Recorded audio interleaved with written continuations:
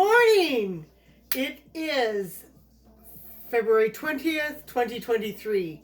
Sorry I missed you guys last week, but unfortunately the household was sick. But we are all better now and everything is going good. So I am going into the Borg cookbook again on page 193 by Ruby Olafsson, Norwegian coffee cake. So I am putting it right here. And so the ingredients are 1 cup of coffee, 3/4 of a cup of oil, 1 cup of white sugar, 1 cup of brown sugar, 2 eggs. And I have everything here. And then with the flour, it's 2 cups of flour. You're going to add 1.5 teaspoons of baking powder, 1 teaspoon of salt, 1 teaspoon of cinnamon, 1 teaspoon of nutmeg, 1 teaspoon of baking soda, and you're going to mix the first 5 ingredients first. So the first 5 are a cup of coffee, which I have right here. I did use instant coffee because I don't have regular coffee. I'm not a good Icelander, by way of Norway. And so 1 cup of coffee, 3/4 of a cup of oil. I'm just using regular vegetable oil. And 1 cup of white sugar. 1 cup of brown sugar. And I have my 2 eggs that I've already broken up. So we'll put all of that in the mixer and turn it on and let it mix. And already I have my 2 cups of flour right here. Let me move it so you can see it a little better. So right here I have my 2 cups of flour. I have my teaspoon of baking soda, 1.5 teaspoons of baking powder, just so it helps it rise. That's what the baking powder is for. And a teaspoon of salt, 1 teaspoon of ground cinnamon, I'll put it in this one, and 1 teaspoon of ground nutmeg.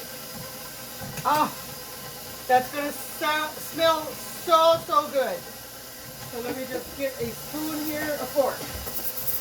I'm going to get a fork to mix all the dry ingredients together.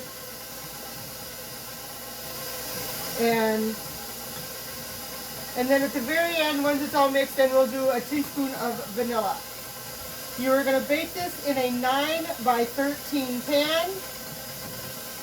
It says combine the first 5 ingredients and mix well. Then you're going to combine the dry ingredients. So you're going to combine all the dry ingredients together, the flour and all the spices, the salt, the baking powder, the baking soda, and then you're going to add that to the first mixture. So in goes the flour with the cinnamon and the nutmeg, and in goes the flour with the baking powder, the salt, and the baking soda.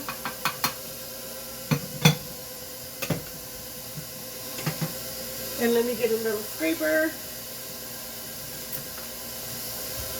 So let's turn it down just a little bit.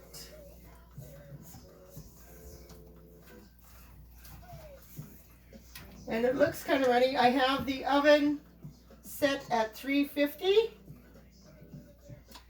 So I'm just going to mix it just a little bit longer. I have already have my 9 by 13 pan here. So I'm just going to let it mix for a little bit longer.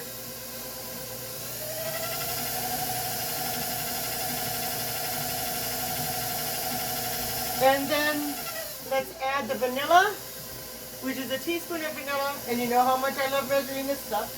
So I just use the cap and the vanilla.